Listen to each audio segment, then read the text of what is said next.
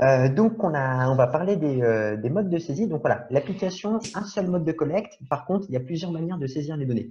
Alors là, on va présenter les modes de saisie et on va essayer de dire lequel est le plus adapté en fonction de la collectivité.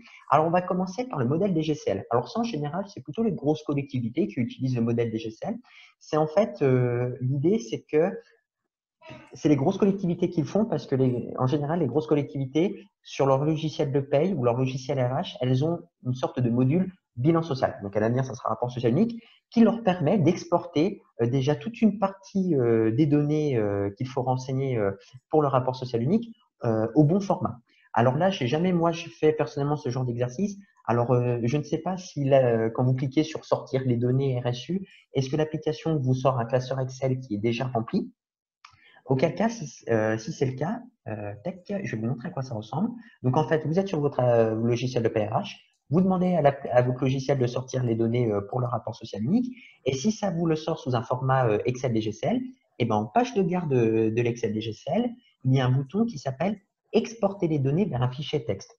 Et donc, il faut cliquer dessus, ça vous génère un document au fichier texte, et c'est ce document qu'il faudra importer sur l'application. On vous montrera après comment importer les documents depuis l'application. Alors, il se peut aussi que parfois l'application vous sorte directement un fichier texte.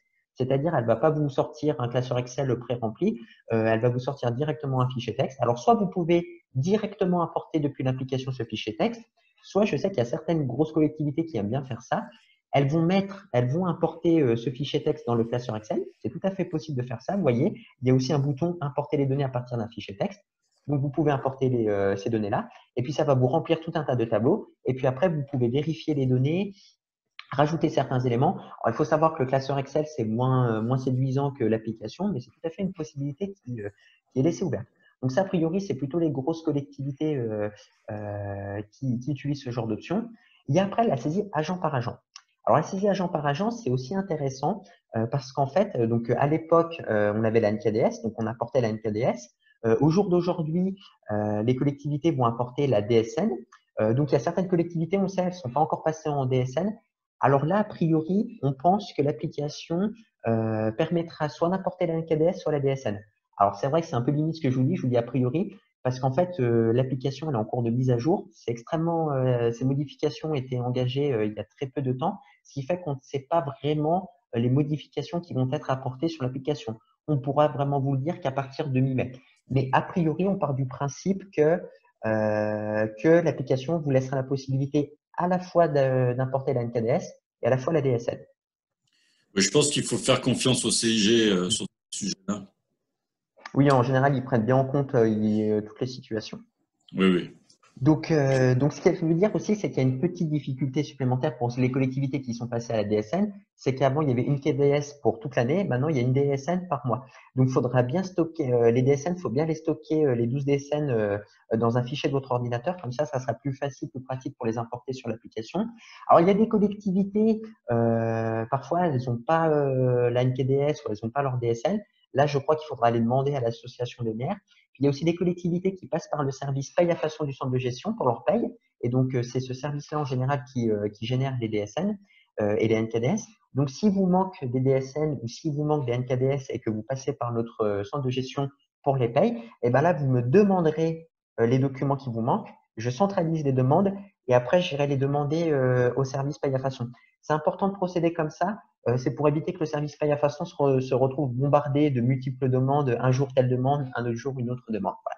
Donc la saisie agent par agent, quel est son intérêt?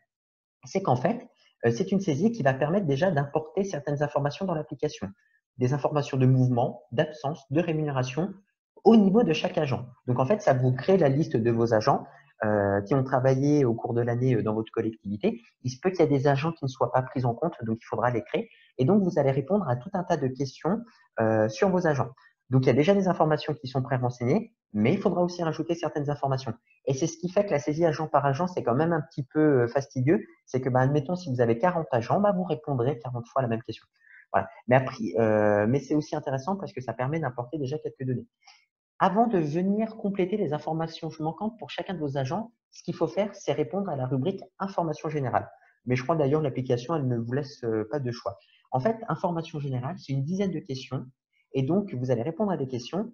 Et après, ça, c'est extrêmement important Parce que l'application, en fonction des réponses que vous donnez, elle va trier les questions qu'elle va vous poser. Je vous donne un exemple. Admettons, l'application va vous demander au 31/12, est-ce que vous avez des agents déclarés BOETH dans votre collectivité? Si vous mettez non, bah, vous n'aurez pas de questions sur les agents BOET. Voilà. Et après, il y a un onglet information collectivité. Donc ça peut se remplir en parallèle de la liste des agents, avant la liste des agents ou après la liste des agents. Là, on est sur des tableaux globaux au niveau de la collectivité et on renseigne les informations au niveau de la collectivité. Donc ça, c'est la saisie agent par agent. A priori, c'est plutôt recommandé pour les collectivités de taille intermédiaire qui n'ont pas nécessairement la possibilité d'avoir un module bilan social sur leur logiciel de paye et qui sont éventuellement un peu trop grosses pour faire une saisie manuelle. On reviendra par la suite sur la définition d'une saisie manuelle. Et donc, dès que toutes ces informations-là vont être remplies, on clique sur le bouton générer un consolidé pour transmettre. Et c'est là en général où ça génère de fausses joies auprès des collectivités parce qu'on se dit tiens c'est bon j'ai terminé et ça transmet au CDG le rapport social unique. Et ben non en fait quand on génère un consolidé pour transmettre, toutes les informations individuelles que vous avez renseignées vont être mélangées et agrégées pour qu'on ait des tableaux qu'on va appeler consolidés. Ce qui fait que si vous faites une saisie par le modèle des GCL ou une saisie agent par agent, quoi qu'il arrive, vous arriverez sur la partie consolidée. On vous montrera par la suite des visuels pour vous dire à quoi ça peut ressembler. À l'inverse, la saisie manuelle, elle vous envoie directement sur la partie consolidée. Donc, c'est-à-dire que vous faites le choix de n'apporter aucune information sur l'application et de remplir en fait manuellement les données. Alors, on va vous montrer un exemple de visuel. Voilà. Donc, pour la saisie manuelle, en fait, ce qu'il y a, ce sont des rubriques avec des sections. Vous pouvez voir, donc là, c'est un exemple de la rubrique effectif. À chaque fois, il y a une dizaine de sections. Dans ces sections-là, vous allez trouver des tableaux, parfois plusieurs tableaux, parfois quelques questions.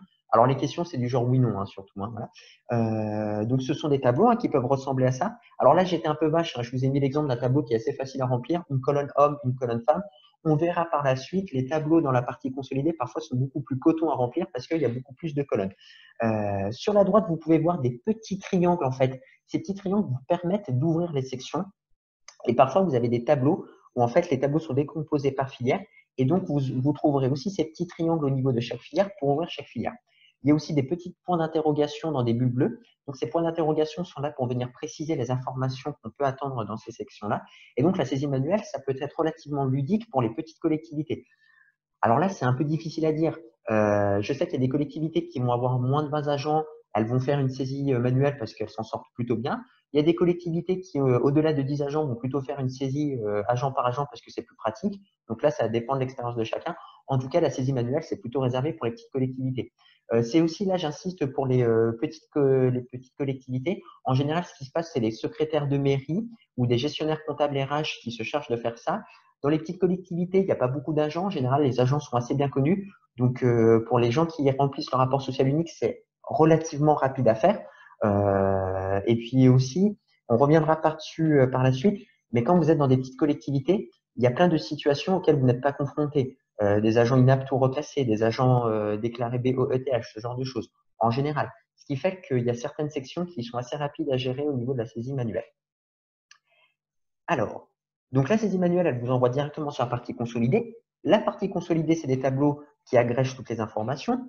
Alors, quand vous faites une saisie agent par agent ou le modèle des GCL, il faut savoir qu'il y a certaines rubriques qui ne sont pas prises en compte dans ces modes de saisie-là. Donc, il faudra venir compléter des informations dans la partie consolidée. Par exemple, il y a la rubrique RAST, Enditorial et GPEC. Ça, ces trois rubriques-là, l'année dernière, elles n'étaient pas dans le classeur qui est fourni par la DGCL. Or, la rubrique RAST et la rubrique éditoriale, ce sont des obligations légales de transmettre ces informations. Donc ça, c'est typiquement ce genre de partie qu'il faut remplir. À l'avenir, on va essayer de faire en sorte qu'il y ait de plus en plus de collectivités qui remplissent ces parties-là. L'application vous prévient aussi d'incohérences. Donc là, on vous préviendra, on reviendra dessus par la suite sur quelles peuvent être les incohérences, quelles sont leurs explications et comment les corriger. Et puis, c'est vraiment quand on pense avoir terminé la saisie consolidée qu'on transmet au centre de gestion le rapport social numérique. Alors là, en général, on se dit ouf, c'est bon, j'ai terminé. Mais non, ce qu'on se permet de faire, c'est de vérifier les rapports sociaux que vous nous envoyez. En général, il y a des choses à corriger et on vous recontacte par la suite pour corriger ces éléments. Mais on reviendra par la suite sur ces différents éléments.